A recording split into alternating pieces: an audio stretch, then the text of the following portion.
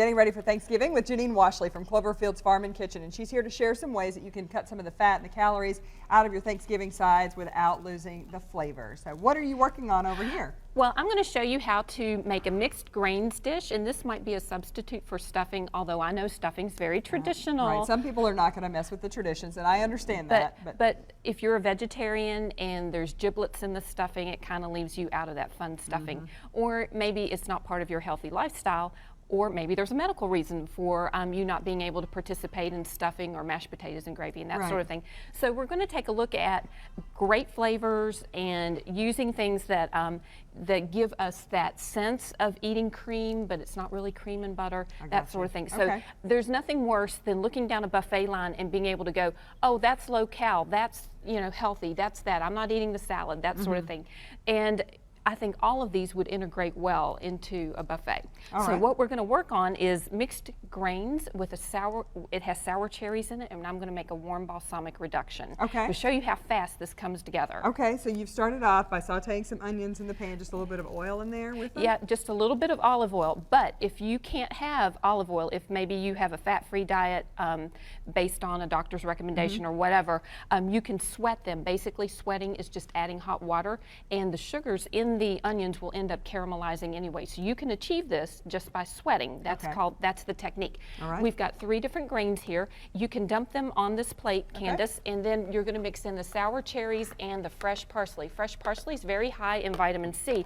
Now hold your breath, because I'm going to add the balsamic vinegar, and it might will take some of that caramelized stuff. Exactly. That's a technical term. The caramelized stuff off the bottom. That'll cook into the acid will remove the fond. F-O-N-D is the name of that, and the sugars in balsamic vinegar, because it was barrel aged and it's a caramelized product, will actually reduce in like a couple of minutes. So that's going to start to bubble and get a little bit thicker, and that's what you want it to do. Yes, I like balsamic because it's got a lot of flavor, and it seems, at least in my own personal experience, when I eat things with a lot of flavor, I tend to want to eat less food. Exactly. The more flavorful it is, the less I want to eat. That's right, and these are high on flavor, and we've achieved that with these grains. We've got quinoa, which has protein. It's one of the greatest sources of protein, and funny enough, that's the tiny little dots that you see. That's quinoa. Exactly. Right there. Okay. And then we've got barley. This is the barley here. Yes. It's like a little bit bigger. And then the wild rice is the really dark one. Right. And sometimes I'll put buckwheat in there just to add a natural creaminess.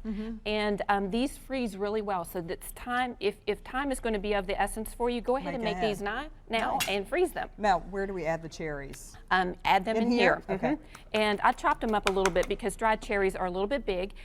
You can also use cranberries or blueberries. Okay. I would not recommend raisins. Raisins to me are wasted calories. They're a lot of sweet, and you don't really get anything out of them. With cherries, you get lots of potassium. They also are a natural source of melatonin. So if you like to take a nap after your Thanksgiving dinner, this will actually enhance that for you. All right. And then we've got fresh parsley. It's inexpensive, and it's a great source of vitamin C. This is nice and colorful. It's a pretty dish.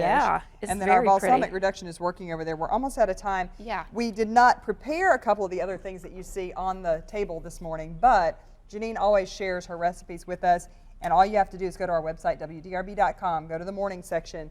We have Janine's info, and then you can get in touch with her. She'll email you a whole brochure of recipes, including these vegetables, root vegetables you see here, the cabbage dish that you see on the table as well, in addition to this wheat multi-grain and sour cherries dish that we have just put together. That looks lovely, Janine. And it came together very quickly. It sure did. Now, in a couple of minutes, Janine is going to show us how to take some of the stuff that you had for Thanksgiving and turn it into something a little more interesting and different. We're transforming them. We're going to transform them into good leftovers. Exactly. Not, oh my gosh, are we eating the turkey again? You got it. All right, very good. I'm looking forward to that. Thank you, Janine. That's where I get stumped every year.